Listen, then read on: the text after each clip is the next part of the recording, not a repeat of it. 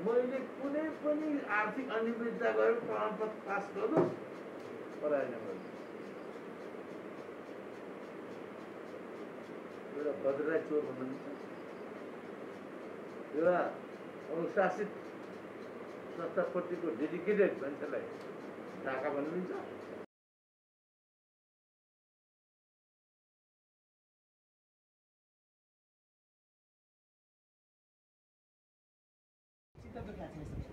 बिरामी भएपछि अन्तत आउनुपर्ने ठाउँ मेरो बुवा पनि आउने ठाउँ यही हो, आइरहनु भएको छ, जानुभएको छ। यसको गरिमा बचोस्, यसको चाहिँ यसले गुणात्मक एउटा चाहिँ सेवा प्रदान गर्न सकोस् भन्ने छ। र एउटा अभिभावकको रूपमा चाहिँ डिसी साहबसँग चाहिँ हामीले चाहिँ यो निवेदन गर्न आएको। अब हामी अरू पनि भविष्यमा चाहिँ के गर्न सक्छौँ, कसो गर्न सक्छौँ भन्ने चाहिँ काठमाडौँ बसेर हामी के गर्न सक्छौँ, एउटा नागरिक भइसक्यो त्यस्तो डिस्कसन प्लेटफर्महरू नै क्रिएटहरू गर्नुपर्छ कि सबैजनालाई बोलाएर सबैजनाको चाहिँ कसरी चाहिँ भनेको उद्देश्य राम्रो कति छ। हजुर हवस्। के बुझ्नु पर्ने जिम्मेवारी चाहिँ काठमाडौँ राखेको छु। त्यसले गर्दाखेरि अरूलाई मैले बाहिर गराएको होइन। ठिक छ कारण पछि बुझ्नुमा चाहिँ म यो प्रदेश नम्बर 1 प्रदेश नम्बर 2 1937 सालदेखि जिन्दगी बचाएको बचाएको पद्धति त राज्य सरकार र नेपाल सरकारको मैले सेवा गरेको प्रभुजीलाई पनि थाहा छ। आजभन्दा 25-30 वर्ष पहिले कसरी आएको थिएँ, यसै जाउँ थिएन। यहाँका 70% डाक्टरको म उपचार गर्थेँ। त्योहरूलाई थाहा थियो छैन। बरु यो बोल्दाखेरि के बुझ्छु भने तपाईँलाई मलाई जस्तै गाली गर्नु, तर यो समाजमा मेरो पनि कन्ट्रिब्युसन छ। कारण मैले सेवक रूपमा काम गरेँ। तपाईँले प्रसादी रूपमा भेटिदिनु भयो होला। यो बाहुनले पनि उपचार गर्न पैसा पाउँछ नि त। तर मेरो पनि योगदान छ। यो संस्था जन्मिँदाखेरि म पनि सिनियर मेम्बर बनाएको छु। यहाँ मैले यहाँ धेरै समय खर्च गरेको छु। मेरो आफ्नो कमाइ छोडेर आएको छु। यहाँ धेरै मिटिङहरू भयो। नेपाल सरकारले पनि सिनियर मेम्बर बनाएर हामीलाई के बुझ्नु पर्छ, यो संस्थाप्रतिको मेरो आत्मीय लगाव अरूको तुलनामा बेसी छ।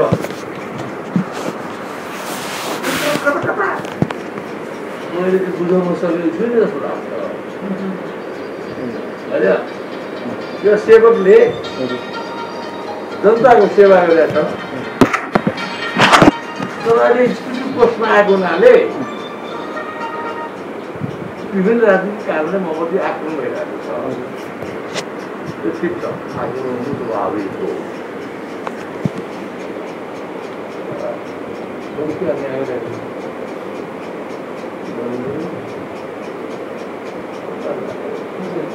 र उहाँको प्रभुलाई विगतमा विचारहरू उहाँले पटक पटक मलाई भन्नुभएको छ। कुनै संस्थालाई के अवस्था हुन्छ र उहाँसँग त्यस्तो वरिष्ठ मान्छे मोहनदान प्रवेशमा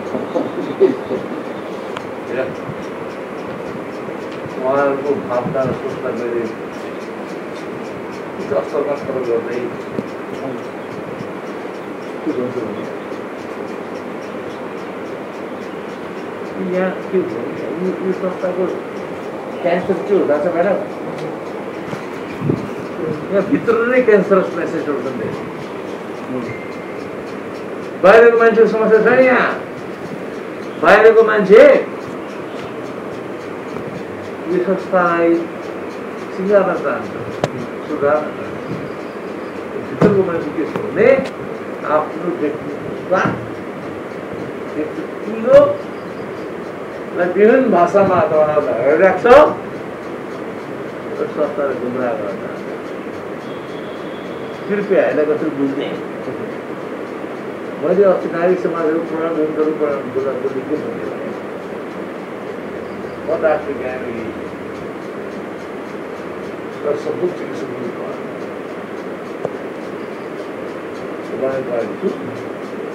मैले कुनै पनि आर्थिक अनियमितता गरेर प्रमाणपत्र पास गर्नु पराएन मैले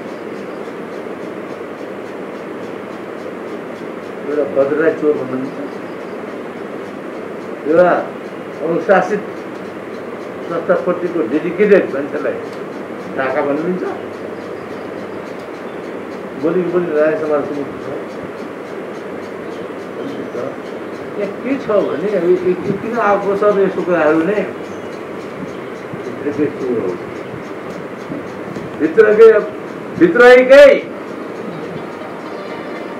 भित्रै प्रब्लम बाहिर हजुरहरूको प्रब्लम छैन बाहिर त हजुरहरू यो संस्था यसलाई एउटा मन्दिरबाट पूजा गर्न चाहनुहुन्छ तपाईँहरू बाहिरको मान्छे कृपया यो मन्दिरलाई पूजा गर्न चाहनुहुन्छ भित्रको पुजारीहरू केही छ प्रत्येक मन्दिरमा पनि यो समस्या आइरहेको छ होइन प्रत्येक मन्दिरमा पनि यस्तो समस्या आइरहेको छ होइन प्रत्येक मन्दिरमा पनि समस्या आइरहेको छ सरल भाषा बोल्दैछ मन्दिर हो संस्कार मन्दिर भित्रका मान्छेहरू कटा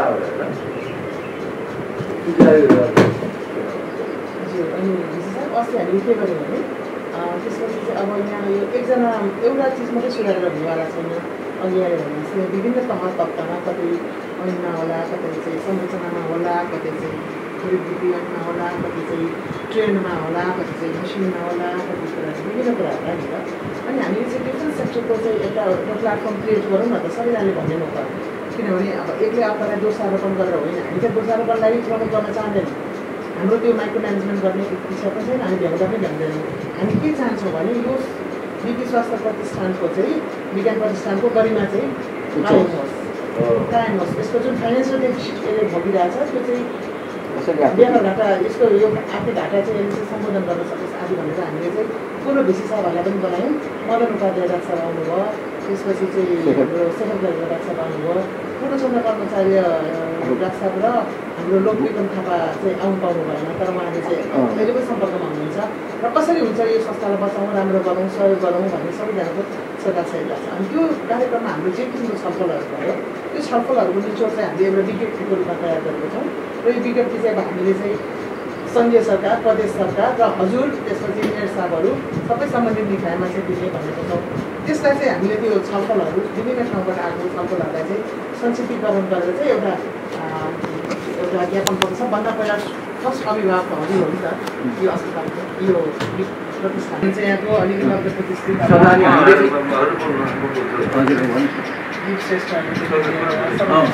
अनि हाम्रो इच्छा चाहिँ यसरी यसलाई अपडेट गर्ने भन्ने मात्रै हाम्रो उद्देश्य छ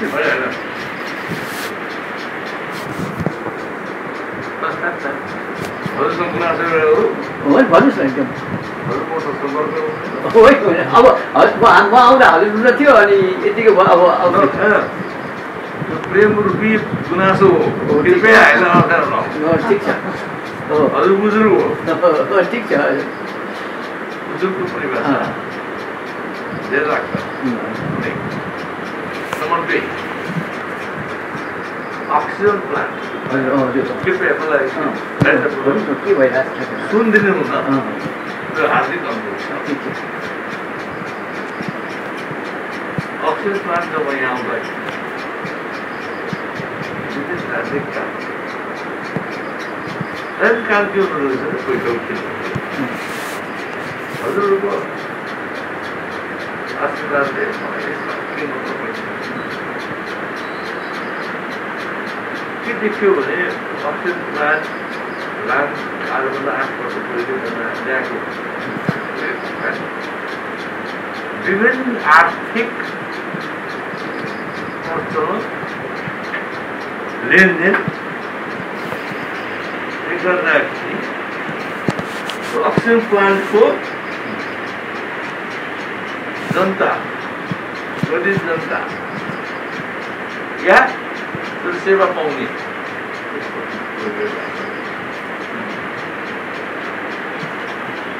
म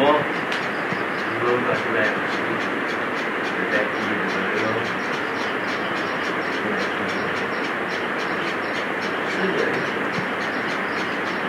त्यो रिहेबिलिटेसन सेन्टर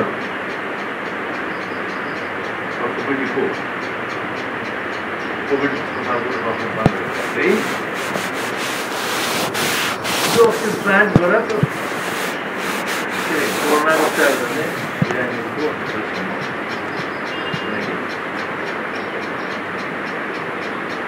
टिमलाई सञ्चालन गर्छ त्यहाँ छ अन्डरग्राउन्ड पाइप लगेर प्लिज है त धेरै कुराहरू डाक्टरले माफ पाउँछ किन माफ पाउनु कतिपय कुरा कसैका साथमा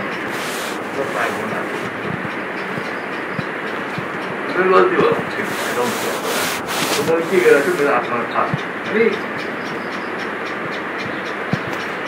त्यो पाइप लाग्नुभन्दा पहिले लगाएर पहिले त्यो अक्सिजन प्लान्ट है त्यसको कस्तो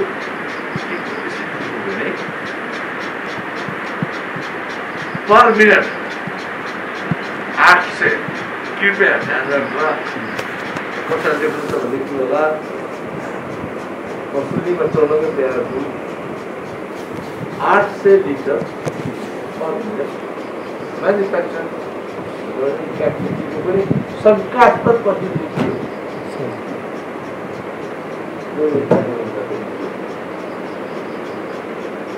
विभिन्न कारणविहीन दबाव दिएर त्यसलाई मैले 1600 लिटर पर मिनट कृपया याद गर्नुहोस् 1600 लिटर पर मिनट बनाउने क्यापेसिटी दिन रात गरेर जाइ खाइदिन्छु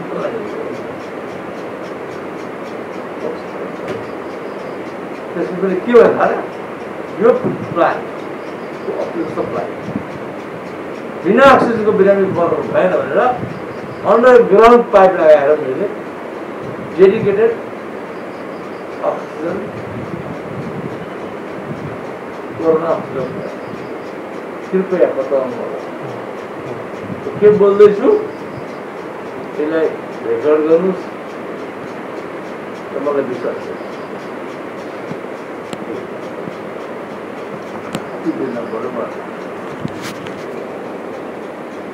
किन यति गरिस् भन्नुहुन्छ भने भित्रको मान्छे मलाई के देखाइरहेको थियो भने यति गरेर भने कोरोना फेल गरेर निकाले यहाँबाट खेलभित्रको मान्छे के छ भने आफू नगर्ने अरू गर्ने मान्छे जो आउँछ नि त्यसलाई सिद्ध्याएर आफू भन्नु अर्थात् संस्थामा आगो लगाएर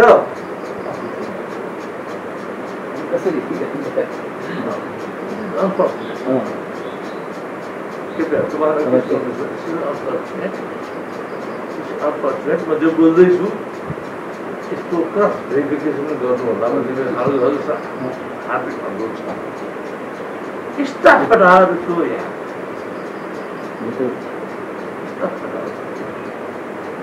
कारण नआउनुभन्दा पहिले अनि त्यो जब सम्भव भइसक्यो उनीहरू विकि कुराहरू होइन यहाँ बिरामी आउँछ आउँछ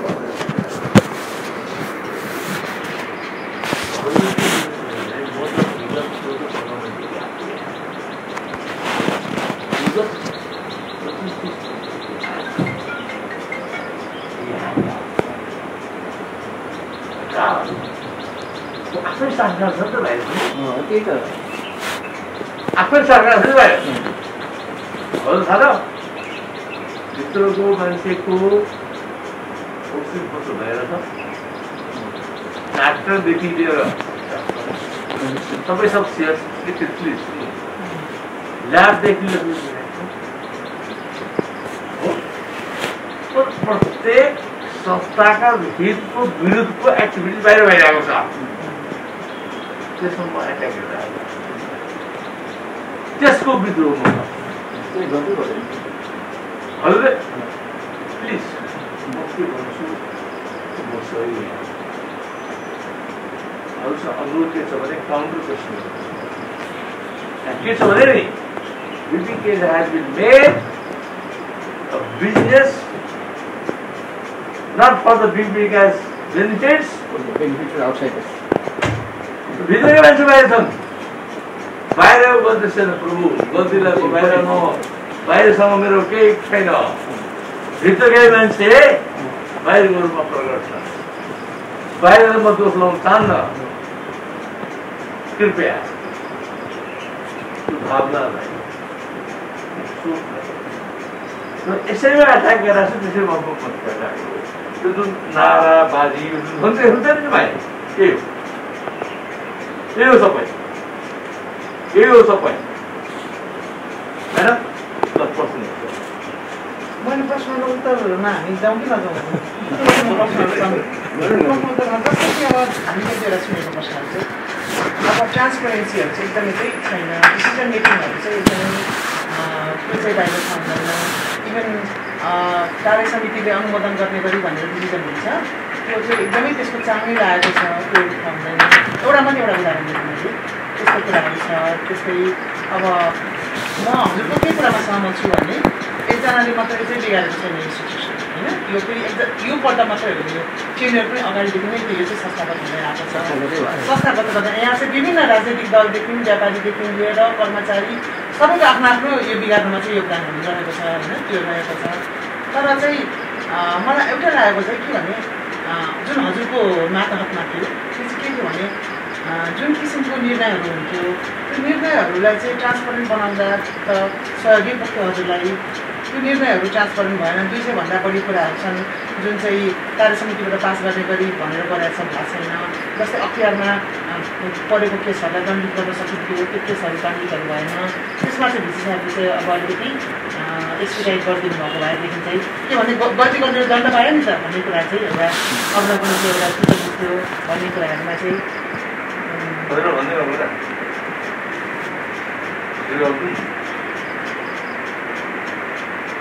म संस्थालाई आएको मान्छेको एक्टिभिटीहरू देखेँ एक्टिभिटी देखेपछि मैले के गर्न थाल्यो भने स्ट्राटेजी के गर्नु पर्यो भने सबै काम कन्टेन्ट गरेँ एकजुट भयो आन्दोलनको परिभाषा पनि त्यही हो तर म के भन्छु भने समाज कार्य सबैको सपोर्ट भयो भने मैले ठोकेर हिँड्छु ल ठोकेर हिँड्छु सबैको परिभाषा संस्थाको धरानको र यस्तो ताकत त्यसको मलाई म ठोकेर हिँड्छु त्यसमा तपाईँहरूको सपोर्ट चाहिन्छ मलाई त्यही त अब हामी चाहिँ हाम्रो पछाडि जोगिहाल्यौँ धरान समाजका साथीहरू छन् सचिवज्यूहरू मन्त्रीज्यूहरू सबै छ तपाईँले राम्रो यो संस्थानको राम्रो होस् भन्ने कुरा उहाँको पनि हुन्छ किनभने हजुर त यी भोग्नु परिरहेको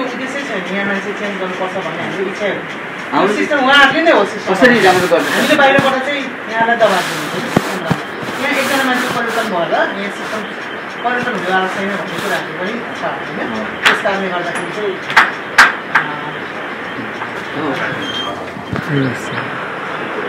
अब समय सिद्धिको नमस्कार अस्ति हामीहरू पनि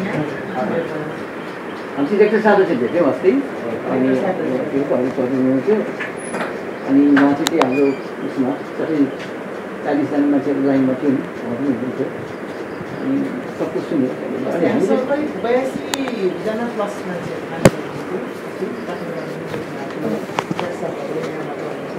गणेश शाह पनि आउनुभएको थियो रेक्टर शाह पनि हुनुहुन्थ्यो अनि गौरी शङ्कर शाह हुनुहुन्थ्यो अनि दुईजना भिसीले चाहिँ त्यहाँ आउनु पाइनँ म आएपछि भेट्यो भने भन्नु भनेको थियो कर्मचारीले दिएर उहाँहरूले भेट्नु भनिरहेको छ अनि उसले शेखरहरूले पनि राम्रो भयो ल्याउनु आउँछ भेट्नु आएर भनेर भने ठिकै छ हामी यहाँ समस्या सुन्यौँ सबैको सुन्यौँ सबैको डिपार्टमेन्टमा हामी भेट्यौँ अब पनि भेट्यौँ गएर हामी भेट्यौँ कसरी चाहिँ यस्तो राम्रो होस् भन्ने हाम्रो चिन्ता मात्रै हो अरू केही गर्न छैन हुन्छ हुन्छ